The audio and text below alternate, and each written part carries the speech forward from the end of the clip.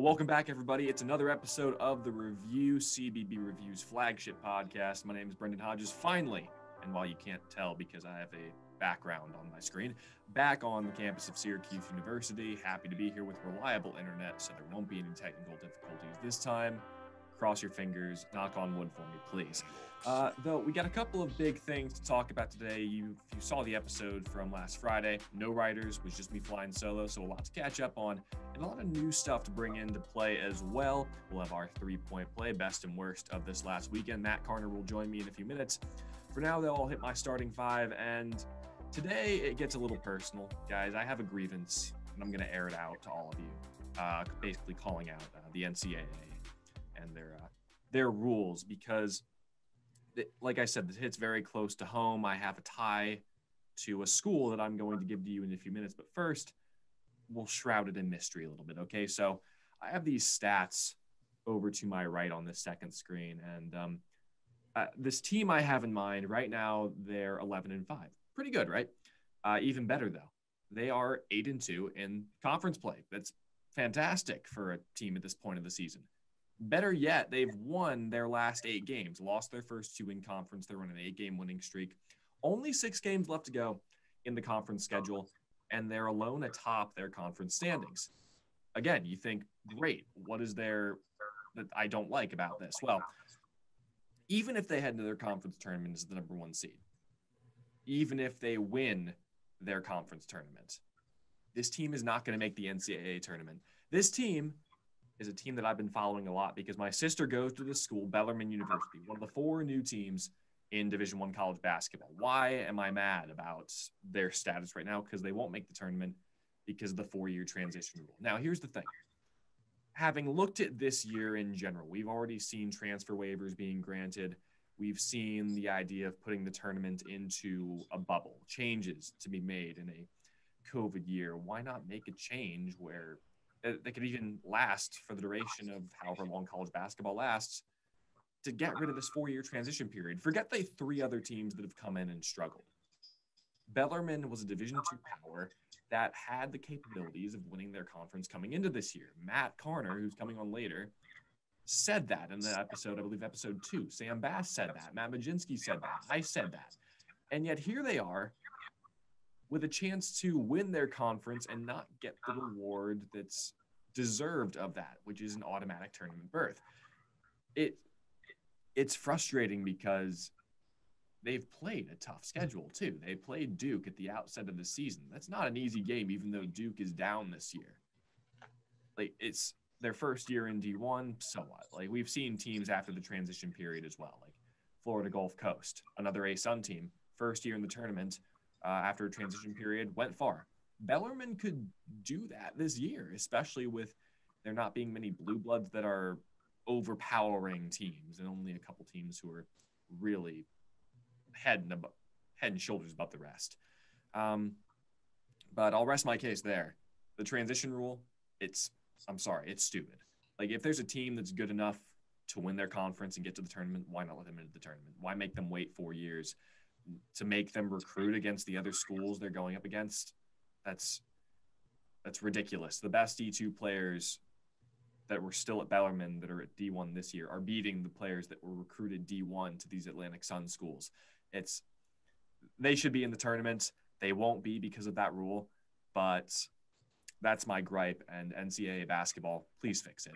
Maybe make the transition period 1 year so that teams have the opportunity to get to the tournament. And if they win their conference, they should be rewarded for it. We'll bring in Matt Karner, though. Matt's been on a couple of times throughout the course of this season. I'm sure he'll be on a couple more times now that Monday's episode recording gets moved to the morning. Yay for class schedules, am I right? But, Matt, I will ask you this after hearing what I just said. What are your thoughts on that rule, the 4-year transition period if you jump from D1? Or I'll even use a D3 example, St. Thomas. My alma mater played them in the MIAC in basketball. They're moving up to D1. What do you think about the transition period moving from a lower tier conference to Division I? Yeah. I mean, I kind of have a foot in both ponds there, right? I understand why they have this long process with it, because it is such a financial burden that these schools are taking on, and the NCAA just wants to make sure that they can partake in this. And you see schools that go through this process and then they back out and step back down to the division that they were in because they realized how much of a financial burden they were putting on it. This financial burden is going to go not just to these schools, but it's also going to go to the students that go to these schools. And so, I mean, those student fees are going to go up. And there was a study done back in 2007 by Anthony Weaver at UNC Greensboro. And he kind of looked into this and saw that I think one of the schools, he looked at Elon and Greensboro when they went through it. And it was like almost $150 of student fees that increased just to make that jump. So there's a lot to go with it. I think it's a hard place though, because I completely agree that these kids are the ones that's suffering. These student athletes are the ones that are suffering because they don't have the opportunity to play in a championship. And when they came into the program, they had that opportunity. They didn't come into this program knowing that they weren't going to have that option. And so I think that's where it's really hard for me. And I wish that was there a little bit more, just to see that. But then also it's hard because I understand the years and you don't necessarily see the success like Bellarmine is having. They're having a great year. I think they are in one of the, I don't want to say they're in the weakest conference, but one of their conference is a little weaker than many of the others, which is why when we said it earlier on, I thought they would have the most successful year of the new schools because of that and because of the program that they've already built within Division II.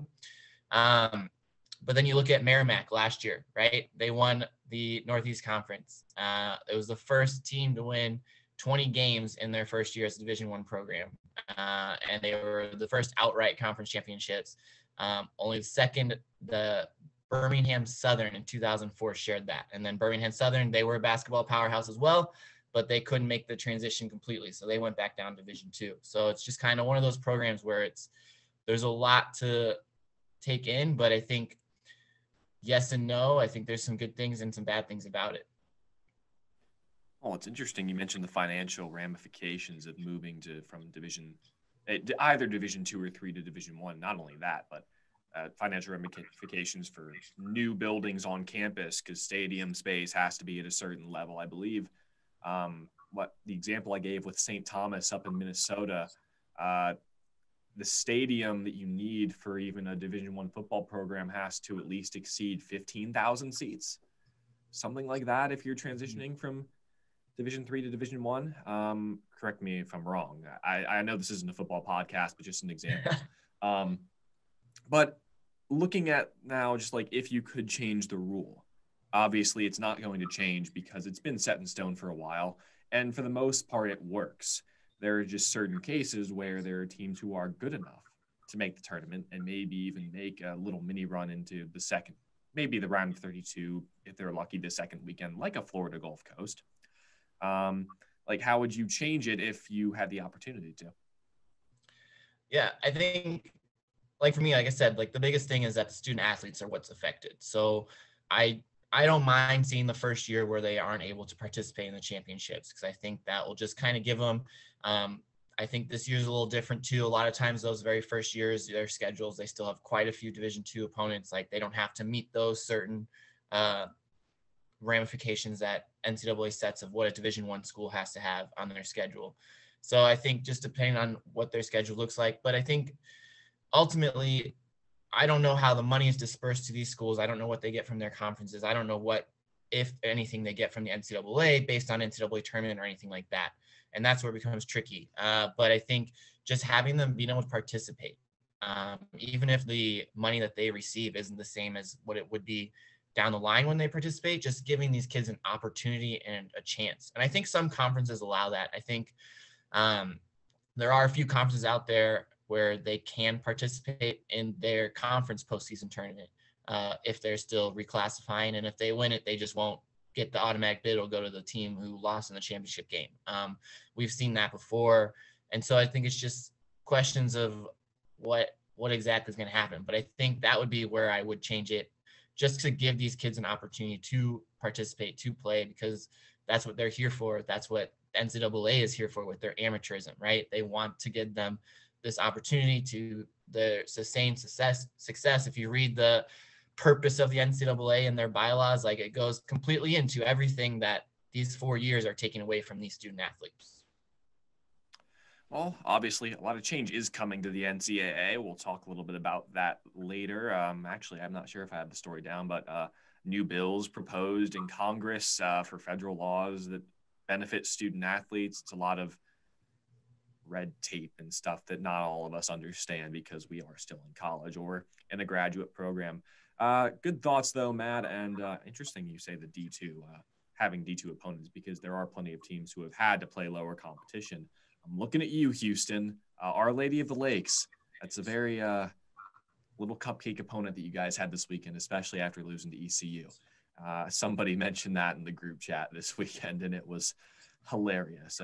For those of you who didn't watch, I believe Houston played ECU last Thursday, and they were down the entire game, and there was only ECU's second conference win of the year, first win in like a month because they didn't win a game in January. And somebody in our group chat texted, wow, Houston was really looking forward or planning ahead for Our Lady of the Lakes. And it was just like, how dare you, Houston Cougars. Disappointing, and they fell out of the top 5 for that. Anyway, though, we'll go ahead and take our first break of the day. Coming up next, though, biggest stories from the weekend, including one that broke last night. And we'll talk a little bit about video games.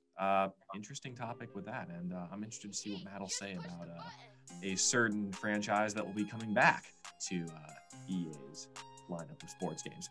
Anyway, stay with us. This is The Review. We'll be right back.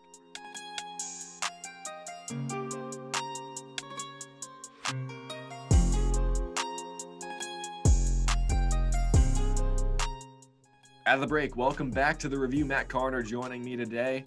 This is our Monday edition of our twice-a-week podcast, CBB Reviews flagship podcast. Check it out. It's on a YouTube page. We're getting our other stuff together, whether it be social media and other mediums for you to listen to this, watch it. It's been fun so far. We do a lot of silly stuff like trivia, and we'll be talking about video games here in a second.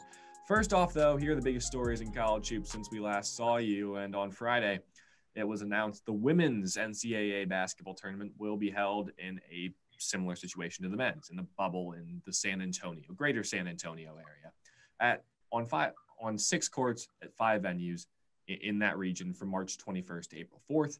First round was going to be held in 3 cities, San Antonio, Austin, and San Marcos.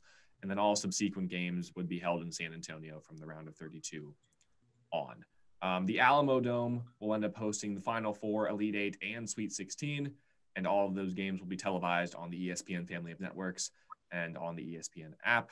Shameless plug for the mothership, as some people call it. I don't know why I did that. Sorry if I sounded like an advertiser there. No decision has been made yet about fan attendance, but it will be interesting to see the women's tournament and men's tournament being played in just a very small area and how that affects teams playing in this year's tournament, how many upsets we may get, or how chalk it'll be in terms of the seeding, Matt.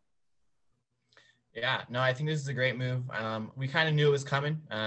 We announced earlier that it was most likely going to happen this way, but I think the biggest thing for, especially this year, the women's team doesn't have a clear number 1 cut team, which they do so many years, so often. And so I think it'll be great seeing these games actually first and second round played at a neutral site, which doesn't necessarily occur for the women's tournament. And so I think it's just great. And hopefully it's something that they stick with, neutral site moving forward. Absolutely. Meanwhile, the only other really big story before we get to the news that broke last night, just COVID pauses continuing to cross the landscape of college hoops. Michigan going to miss its 5th consecutive game this week due to a COVID pause, and the SEC postponing 2 more games as well. Sad news last night, though. During the Super Bowl, I think actually right after the game ended, news broke out of Texas that Texas Rio Grande Valley men's head basketball coach Lou Hill died on Sunday, a day after coaching his final game. They didn't say the cause of death. It was unknown at the time, and news hasn't broke on that yet. He was only 55 in his 5th season as coach of the Vaqueros. They had lost that last game 77-75 against Texas Southern on Saturday night. And that's a shock, Matt, especially the day after a game to have your coach gone like that. And I don't know how that will affect the program, but we're praying for them always. Yeah, absolutely. It's a hard one to kind of go through, and for these players and the program and his family and friends and everyone, and just kind of prayers going out to them. Best wishes definitely from us here at CBB Review. Those were the biggest stories in college hoops this week, and now we'll head back to the present day. And this news actually came out last week, but for those of you who liked college like sport video games, I remember when I was a kid, my next door neighbor, his name is Andrew Weber. He actually went to Truman State. You might know him, Matt, since you went there. I don't know that for sure, but I think he's in a grad program there as well. They had like NCAA baseball games from Electronic Arts, obviously NCAA basketball, NCAA football. Now, the football game, as far as I could tell, was the most popular because they had like the dynasty mode where you could build your own team and do it over years and years and years and build a powerhouse program. You could take like Texas San Antonio and make them the national champion in like 5 years. It was ridiculous. They're coming back with that after an 8-year hiatus. NCAA football will be back. But like I said, this is a basketball podcast, so we're going to focus on that. And I ask you, Matt, with NCAA football coming back as a semi-win for name, image, and likeness laws that are being pushed through Congress and attempted to be passed by various members of the executive branch, or the legislative branch, of the United States of America. What does this mean in terms of a possible return for the NCAA basketball series? Oh man, lots of hurdles still. If it is to happen, there are still tons of hurdles, and I think there's kind of two situations, right? You've got the whole if NIL or when NIL is passed, and if that happens, if that does take place, then you're going to have the challenge of figuring out a collective bargaining agreement with schools and players. And for basketball compared to football, you have double the amount of schools who would be in this game. Player wise, I'm not, with the size of football teams, I'm not quite sure there what the numbers would be differently, but I think kind of that's going to be the biggest challenge is how is this money going to be distributed to players? How is it going to be distributed to schools? How's it going to be distributed if they use NCAA as the name and not just college basketball? I think college football, they're using college football right now to get around that. So kind of how is that money going to be distributed? How is that bargaining agreement going to take place? Who's going to do the talking? Everything like that, I think is going to be one of the biggest challenges. And that's just if NIL does get passed. For now, if they want to bring it back before the NIL, I think it plays more into the hands of the NCAA. I think one of the NCAA's biggest arguments with not paying their athletes and keeping that amateurism and kind of using it in the courts is that the schools are the ones who have the name brand that are making the money. And you have a few athletes. You had Zion Williamson, right? He come in. He could have done that at any school. It didn't matter where he went. He would have been able to make that money because of everything he's done. But to the average folk out there, someone who's not necessarily paying attention to college basketball, especially someone who's not paying attention to high school basketball, the schools are what is making that money. That is the name brand. And I think that's where the complications come in with the name, image, and likeness of the NCAA passing it, is because where do you draw the line? Like, where is it them making their own money and where's the brand of the school that's making the money for them? And I think that's going to be the biggest challenge if that doesn't get passed, is you're not going to have players' names on there. You're not going to have anything like that. Just these schools, and these schools are going to be making money. And then the NCAA can show that and use that more for their argument in the future when these court cases come up of just things like that. I do think it'll get there. I think the NIL is going to happen. It's just how is it going to happen? And then from there, it's just kind of what can take place to get this collective bargaining agreement in place in order so that the NCAA video game can take place so that we can enjoy it in the future. Well, people definitely enjoyed it, and enjoyed it so much to that when these games were then canceled, taken off the docket, they were making them themselves in retrospect. You would see games like Madden or NBA 2K using college name, like schools, in their games, most recently in, I believe, a couple of the NCAA games. You get to choose where you go to college. You play a couple games with like your My Player, and then you go to the NBA. They went away from that, I think, as of late. And then they just kind of mentioned like, oh, you went to a school and you were like, okay, but you didn't pan out or whatever, so now you get to go back. And in Madden, they've been doing that for a while too. And if they haven't done it in the actual game, people have been doing it themselves, building the jerseys themselves and teams and creating rosters and putting them into the game on by themselves, which is no punishment, and there shouldn't be, because it's a very interesting like game to have. It's different than just your generic professional sports game, and fans just want it to happen. What was your favorite moment? When you were a kid, I'm sure you had at least one of these games. What was your go-to team to play with if you had the NCAA basketball game? Oh man, I never had a true go-to team. But what I always used to do, I just liked to play in the tournament. So I would always just randomize a tournament, and then I'd pick the lowest ranked seed. So I'd pick a 16 seed. And usually it was always, hopefully it was the team playing Duke first. And then I'd be able to just run the tournament with a 16 seed. And that was always what I wanted to do. And it was great because I could get all those games done and just kind of go for it. You know, like any good basketball game, just chuck the ball down the court, especially in those older ones where they couldn't defend that. Exactly. My friend and I would always just randomize teams before randomization was actually popular. Hey, 3 clicks and that's your team, and that's it. You can pick one of the 3, and that's it. Never thought we'd be talking about video games on this podcast, but hey, when it pertains to college basketball or college sports in general, what can you say? We got to talk about it. We'll go ahead and take another break, though. Still to come, best and worst of the weekend from Matt Karner and myself. I don't know if I have a worst, but I definitely have a best from the home state. And our 3-point play, Matt Majinski actually answered these questions last night. We were together watching the Super Bowl. He did okay. I gave him a lot of leeway. We'll see if Matt Karner can gain some standing in the actual 3-point play standings. He's a little far behind, but a couple little changes to that as well. We'll take a time out, though. Back here on the review after a short break.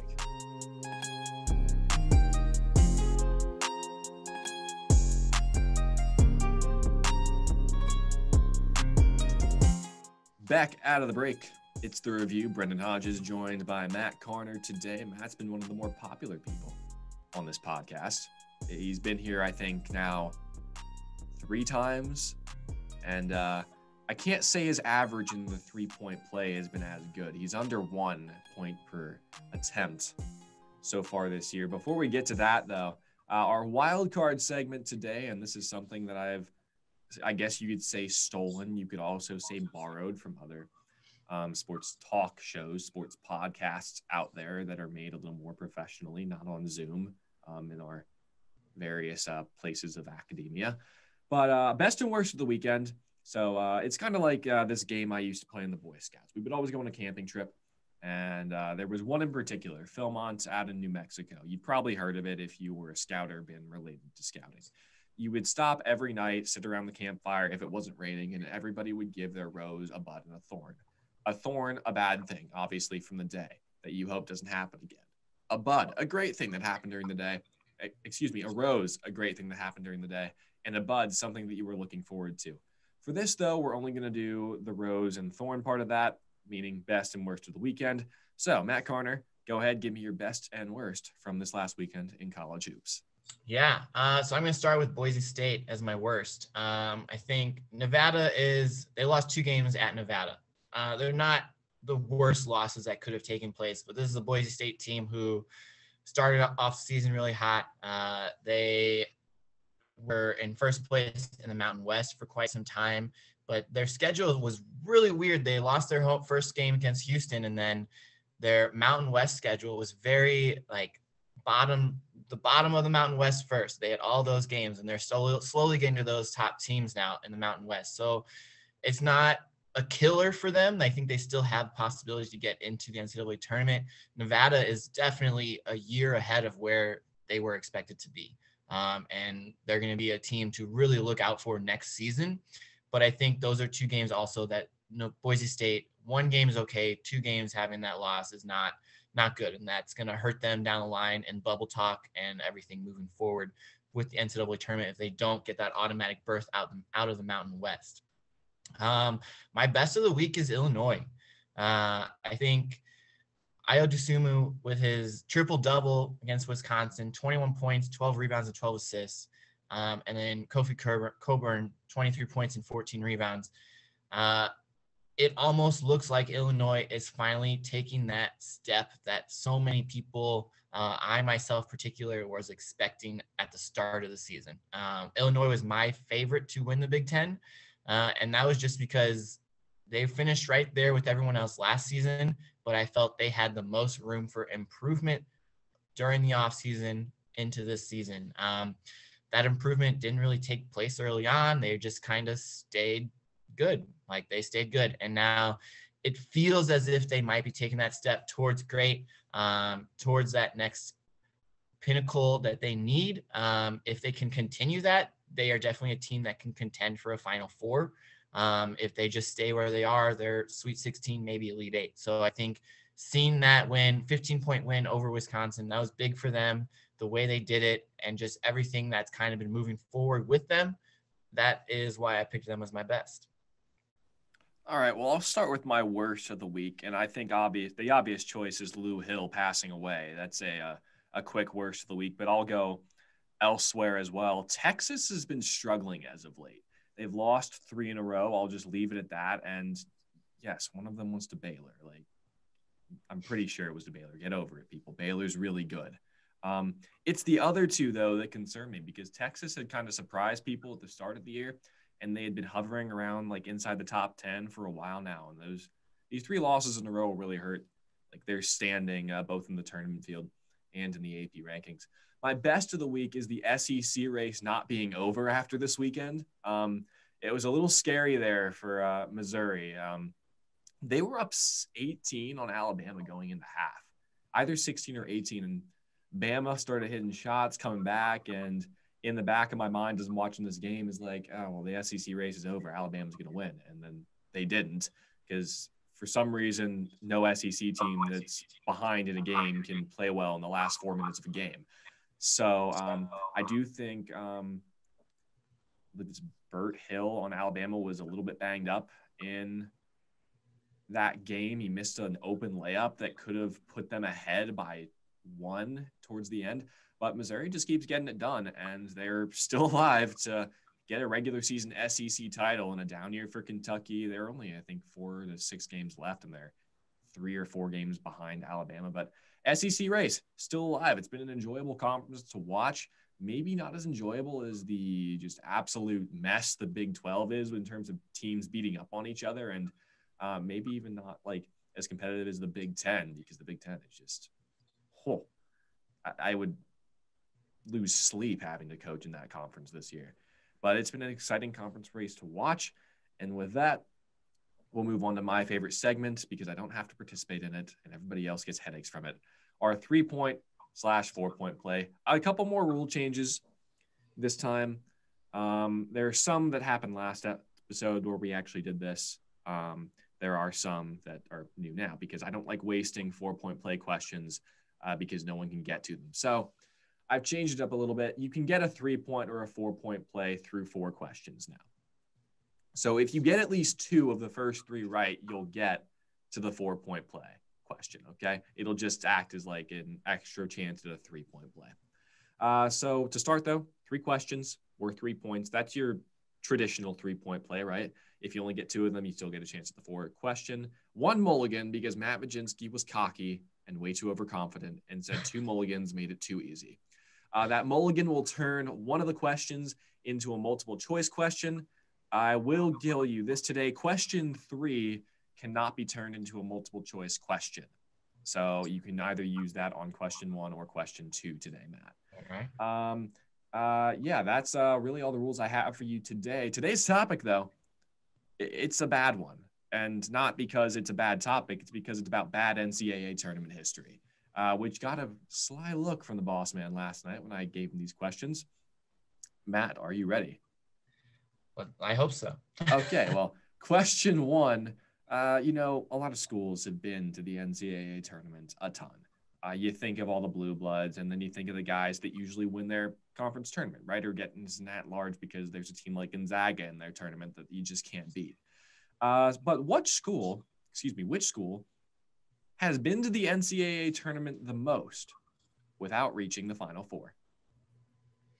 Ooh, most without reaching the Final Four. Oh, man. I'm definitely going to use a mulligan on this. I have a few teams I'm kind of thinking of, but no one is really, if you want to go into a little monologue, feel free. No one is fully standing out. Temple's the first one to come to my mind right now, but I think that also could just be because of everything was last week or 2 weeks ago with Temple just being in the news as well. Mm-hmm. But again, they had a great coach and they did not really get there. So that's something. They had a great program. Gonzaga has broken that now, so that they can't be it. But yeah, I'm definitely gonna use a mulligan. All right.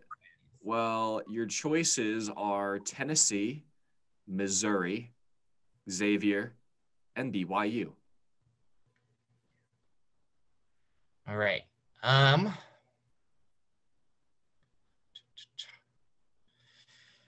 Let's see here. I don't believe it's Tennessee.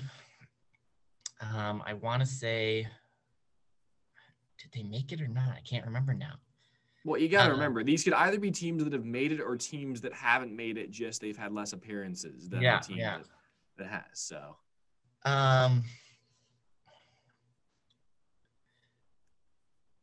Xavier could be an option just because they were a smaller conference. They definitely made some runs. I don't think BYU has been there as much as these other programs, and I don't believe all of them have been to the Final Four either. Missouri, when you said it, is the one that stood out to me the most. I should know this being from Missouri if it is true, but I don't remember them making the Final Four. I remember them making a couple Elite Eight runs, and they just tend to kind of fall out there. I am trying to picture, they always are in the start of the tournament, that game, I believe it was it UCLA, where the tall guy, the shooting right over the tall Missouri player to end their run there when they could have made it. I want to say that was Memphis. They beat Memphis and then lost to UCLA. That was like 2008. Yeah. But I'm going to go with Missouri. Well, Missouri is one of the top 4 teams that have had a lot of NCAA tournament appearances. Actually, all 4 teams were from the top 4 of NCAA tournament appearances without reaching a Final Four. It is BYU, though, that has been there the most. They've been there 29 times. I mean, they had some pretty good players like Tyler Hawes. That guy he just stroked it from 3, dude. Holy cow. Like, he was there and he played in the game against Ole Miss or Mississippi in like the first 4. And that was like a 99-95 game. It was a ridiculous NCAA tournament game. But BYU is the answer to question 1. So you're already on the spot now, and you don't have your mulligan. So this could get very hairy here. All right, we'll go on to question 2, though. So usually this doesn't happen. But in the case of like a Georgia, if you've seen the SEC Storied franchise, it's like the SEC's version of 30 for 30. The SEC Storied, titled Miracle 3, covers the Georgia team that won 3 games in 2 days because of a tornado that hit the Georgia Dome. And they had to move the SEC tournament. Zach Swansea hits a ridiculous 3. They go on to win the SEC tournament, get an automatic bid. They were terrible that year otherwise. Their coach was on the hot seat. The team was just bad, and they got in as a team under 500. They were not, however, the worst team by winning percentage to get into the tournament. 3 teams are tied for that honor or dishonor, I guess, however you want to put it, and made the tournament with the worst winning percentage. All you have to do is name one of them. Ooh. Oh man. I'm trying to picture some teams. There's a couple that are standing out to me. I want to say, and I can't think of exactly who it was, Horizon League, I want to say either Cleveland State or Wright State won the tournament and I want to say they were like 6 Remember, games. this is by winning percentage, not by record. I know. I want to say they were like 6 games under 500 when they won the Horizon League tournament to get in. But the other one that's really sticking out to me, and I can't remember if they were under 500 though or not, was I want to say it was 2012, and it was a St. Bonaventure team that just shocked the A10 tournament and won all those games, and they were under 500. I know there also was a couple teams who've gotten at large berths being a game or two under 500. We don't talk about those though. They didn't deserve to be in the tournament. They shouldn't have. But or was it? These are both ones I needed a mulligan for. Matt's crazy on these. You can blame the boss man for saying the quiz will. was too easy. I understand everybody's scared that he's going to fire them, even though no one, I think, gets paid to work for this website. But, like, who cares? He's overconfident. He's ruined your guys' chances at actually getting to the 4-point play question, and I'm going to have to waste another one. He has. Now I'm second guessing my Horizon because now I'm thinking it might also be Detroit. But so I'm just gonna stick with St. Bonaventure. Just go with them. See how bad I did. Well, you went back about a decade, Matt. Unfortunately, you had to go back another couple decades to get the right answer. This actually happened 3 years in a row, from 1995 to 1997. All three teams were 11 and 18, and the teams who got in were Florida International, UCF, and Fairfield, respectively. So that was tough. Okay. These are hard questions. I actually put in a lot more time with these questions because I realized people were getting some right. And because I don't give you guys the themes to these, it makes it hard because then you're kind of like, oh my God, what do? I can't type on the computer because he's sitting right there. Maybe I'll let you do the 4-point play question just because I love it so much. We'll move on to question 3 first. So conferences, they're very competitive, and certain teams just don't do well in them. I have 7 conferences listed here. You need to name I'll make you name at least 6 of them. The teams with the least number of NCAA tournament berths in 6 of the 7 following conferences. I'll let you choose which one to take out at the start, okay? So the conferences are the SEC, ACC, Big 12, Big 10, Pac-12, Big East, and Atlantic 10. Okay, and I'm taking one conference out, and then Yes. I'm naming the ones with the least NCAA. Yeah, so we'll just walk through this one. Okay. Oh gosh. I think I would rather take out. Ooh. Let's take out the A10. All right, he's taking out the A10. I'll give you that answer when we get to the end. We'll go ahead and start from the top of the list. Who has the least amount of NCAA tournament berths in the SEC? All right. The team with the least. It's definitely not Kentucky or Florida. That's a fair point to make. They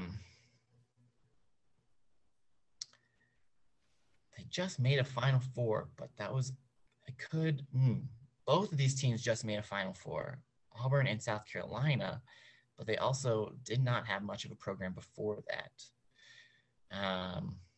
Alabama's doing great this year, but same thing. They haven't had much of a program before that. Georgia could be in there.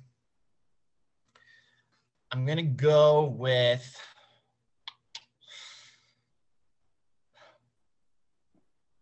South Carolina. All right, we'll move on to the next conference. We'll just let you sit there in suspense and figure out if you get them right at the end. The ACC. All right, ACC. Again, I can eliminate 2 right off the bat. Yes, obviously. That's how it's going to work for most of these conferences. This is where this one gets trickier now because you got teams that have jumped conference now. These are just current conference teams. Yeah. By the way. So, let's see here. the ACC, they've all had a pretty decent program at some time. So that does not help at all.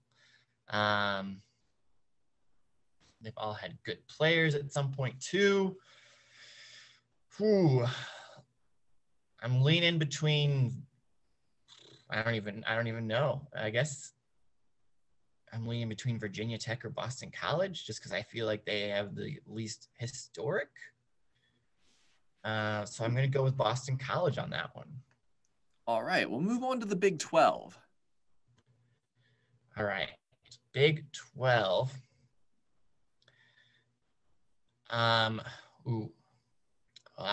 Okay. So Baylor and Texas Tech, great programs now, but I mean, the turnaround that Baylor has had from where they once were, the fact that they've had all of that stuff in their history in the past. I want to say it's like 3 times they were ranked before Scott Drew came around. So I'm going to pick Baylor on that one because I think Texas Tech had a little bit of success there with Bobby Knight. All right, the Big 10. Big 10. I mean, first thought goes to either Rutgers or Nebraska. But I do think Rutgers, they've been bad in my lifetime. I know that. They've been bad in a lot of things in our lifetime. But before that, when they were in the Big East and they were the best conference ever to take place, did they get some in there? Also Northwestern. Definitely Northwestern because they just had their first one a few years ago. You were really struggling there, and I was like, that was the easiest one. I'm gonna tell you, you did get that one right because like I was thinking he's gonna pick Rutgers or like Nebraska, and Northwestern's only been there once. Anyway, exactly. The Pac-12. All right, Pac-12. It's another tough one, I think. The 2 that kind of stick out to me, or I guess 3 potential, would be Washington State, Oregon State, and Arizona State. Washington State definitely had some good years in there earlier on, so I don't know if that's fully them. Pac-12, though, and the history, I'm going to go with Oregon State on that one. All right, and then your final conference to choose, the Big East. All right, Big East. Let's see here. I mean, first thought definitely goes to DePaul. I can't remember how successful they were early on in the Big East, though. But then you also have Seton Hall and Providence, who Providence definitely been to a Final Four. I don't believe it's Butler or Xavier because they were in smaller conferences and took care of business pretty well there.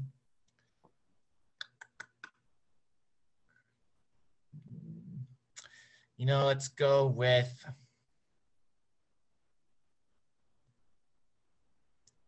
I'll go with Providence. All right, well, I'll go ahead and start with the one that you didn't choose to do. I actually got to troll a couple of classmates with this question. Fordham had the least NCAA tournament appearances out of the Atlantic 10. Otherwise, you got 2 of 6. And one of them that you got right was the easiest one. So you were correct. South Carolina has made the least NCAA tournament appearances out of the SEC. Out of the ACC, it was actually Miami. They have made 10. TCU has the least out of the Big 12 with 8. Obviously, you got Northwestern right. They only have 1. Washington State has the least in the Pac-12 with 6. And the man, the myth, the legend, Matt Majinski's Seton Hall Pirates have the least in the Big East with 13. Those were all my bottom 2 or bottom 3. I just couldn't pick the right one. Yeah, and I can't give you the point because you didn't get at least half of it right. I'm going to show you some mercy here, though. The 4-point play question is actually a little bit easier than that last question, so they really should have been switched. All you have to do, though, is name 10 teams that have never made the NCAA tournament. Now, this is excluding teams that are ineligible because of a change in division, like a Bellarmine, like a Tarleton State. These are just teams who are eligible to be in the tournament but have never been there. Just wow. 10. All right. 10 teams have never been there. As soon as you get one wrong, you're done. Pulling up a list of teams really quick, just so I can have that. Technically that's cheating. So that's I don't think I should. This should be easy, man. All right. You can throw a dart and there's probably a D1 school there that hasn't been to the tournament. Like, Jesus. I know, but you got to think of all those teams that could potentially be there. I don't believe IUPUI has been there. IUPUI. What is that Purdue Fort Wayne? No, that's Purdue, Indiana. Then you're done. So, all right. So there are quite a few: Army, Bethune-Cookman, Bryant, Central Arkansas, Chicago State, the Citadel, our favorite mid-major to watch for whatever reason. Denver, Elon, Grambling, Grand Canyon, Hartford, High Point, Incarnate Word, Kansas City, Kennesaw State, Longwood, Maine, Maryland East Shore, UMass Lowell, New Hampshire, NJIT, Omaha, Presbyterian, Purdue Fort Wayne, Quinnipiac, Sacramento State, Sacred Hearts, USC Upstate, South Dakota, SIU Edwardsville, St. Francis Brooklyn, Stetson, UT Martin, UT Rio Grande Valley, UC Riverside, Utah Valley, Western Illinois, William & Mary, and Youngstown State have never made the tournament. Not the best showing. No. Matt, you'll be sticking to the bottom of the leaderboard for now. Better luck next time, my friend. We'll go ahead, take our final break of the day here on the review. Next, we'll close up shop with Matt Karner's stories to look forward to this week. And then we'll go ahead and close up shop with some game picks. This is the review. Stick with us. We'll be right back.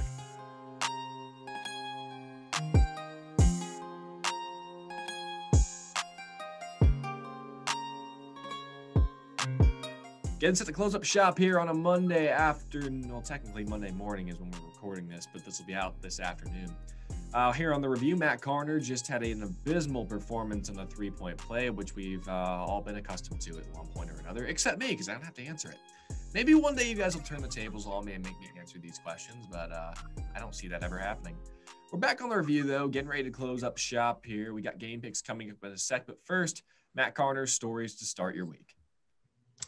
Yeah, so, first and foremost, this week does not look like there should be a lot going on, so it's kind of digging deep for these. I want to see how Drake rebounds after their first loss of the season. They lost to Valpo on Sunday. And then they played Northern Iowa Wednesday before they get their two-game series at home with Loyola. So I want to see how they rebound, see if they kind of have that target off their back and if they are ready to go again, or if because they were playing with fire the past few games before that. So just kind of see what they're doing. I am looking to see, I know some conference tournaments have been announced, some tournament or conferences have done some stuff. So I think a little bit more information will be coming out about that. And just how final standings will be determined because of the uneven number of games. I know some conferences are doing it slightly different than just straight winning percentage. So that'll be interesting to see if more of that information comes out and that talk continues. But I think the biggest thing for this week is it's kind of a bubble week. There's a few teams who are on the bubble who have chances to get really good wins to help push themselves further into the tournament or closer to that bubble. And then there's most of them, though, that are on the bubble, they're playing teams that they really just can't afford to lose. So you got BYU with a big game coming up, Maryland and Oklahoma State. They have good chances moving forward. And then teams that really just can't afford to lose these games are St. Louis, Richmond, Michigan State, Colorado State, Duke, Boise State. All these teams, there's quite a few more on that list. So it seems to be a quiet week in college basketball, which means something crazy is probably going to happen because we're not looking for it like last week. But that is what I am looking for this week. I got to ask you, with the conference tournament thing, what do you think of Gino Auriemma's words on the Big East tournament? He's like, I'd rather not even play it. My team's going to be in the tournament. I don't care about any of these other teams who haven't played their way into the tournament field. That is a power move right there. Like, doesn't surprise me though. He should just like forfeit his spot in the tournament and get in that large bid because they'll probably get to the Final Four anyway. Yeah, That it is doesn't surprise me as much because I don't even know. I don't think they've lost a big game either, so they're probably not going to. yeah, and Paige Beckers is for real. Like, oh my God. Yeah. You think she'll win the Wooden Award this year? Quite possibly. Quite possibly, he says. We'll go ahead and hit our game picks next. So I got a couple games from each of the first 4 days of this week, Monday through Thursday. We'll start on Monday, one ranked team. Sorry, Cade Cunningham, but your team's not making the tournament because of the postseason ban. And we'll see if you win this game either. Kansas, one of those blue bloods that's kind of like in the middle of their conference. They haven't like been like, oh my God, it's Kansas. They're like one of the best teams ever. No, they're really not. Sorry, Ariel. They're just not good this year. They're okay. Yeah, they're ranked in the top 25, but you playing Cade Cunningham this week. I'm interested in seeing who you think is going to win this Big 12 matchup, Matt. Yeah, I mean, Kansas is going through a rough patch. Won 2 of their last 5, and those were 2 the worst teams in the Big 12. So it's an interesting one. I still think Kansas has an overall better team. I know they're 12-7, 6-5 in the Big 12, but their losses have come to the top of the Big 12. So I still think they are the better team. I think they will be able to turn things around. I know home court advantage isn't as big this year, but Kansas also, their only loss at home this season has been to Texas. When they were able to take down Oklahoma at home. They haven't been able to play as many home games because those seem to be the ones getting canceled for Kansas right now and postponed. But I do like them overall, and kind of pick things up, turn things back around from what they've been doing here. And Oklahoma State coming off a big win now, kind of having maybe that winning hangover there, might not be able to compete as well. Well, the only other game we have for Monday, you've already kind of alluded to, BYU. Huge game this weekend for the Cougars. They play Gonzaga, and Gonzaga still undefeated, now only one of 2 teams, unless Baylor lost a game that I didn't hear about. One of 2 undefeated teams left in the nation. Will Gonzaga keep their streak up, or will BYU pull off the shocker? I mean, if BYU can get this game, they probably quite possibly solidify themselves as an NCAA tournament team. Because they will probably be the only team to have a win over Gonzaga, and can claim that. So it would definitely be a huge win for BYU, but I still like Gonzaga in this game. I know they haven't been playing their greatest basketball lately, but I think the team is just kind of bored.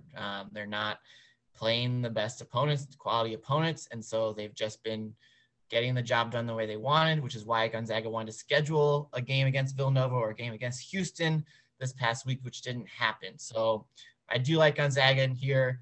I don't think it will be super close, but again, BYU could come out, and they definitely have the firepower to come out and do this, but I still like Gonzaga.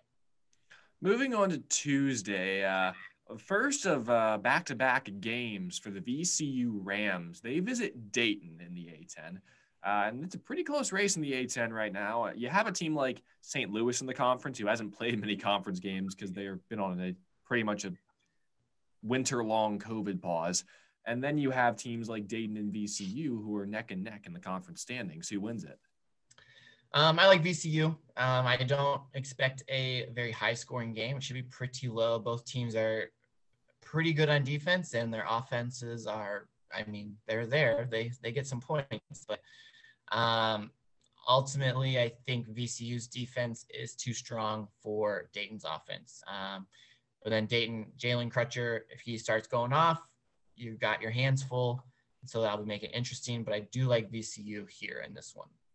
Next up, the Ohio, I believe their mascot's the Bobcats. Fact check me on that. I was pretty sure. I didn't look to check. I just put the Bobcats in there.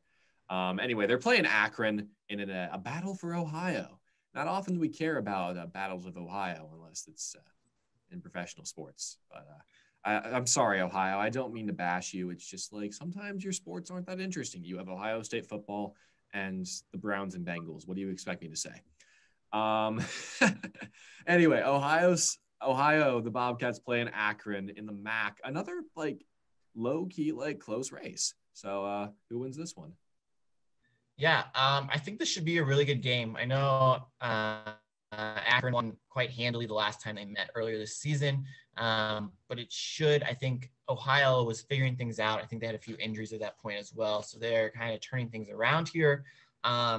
Any young guard who wants to continue playing this game should really watch this game, because you got Jason Preston for Ohio and Lauren Christian Jackson for Akron. So those two will just put on a performance, and they'll be great guards to watch to strengthen your game. I think ultimately, though, Akron pulls out this win because Ohio's defense right now is sub 200 at Ken Pom.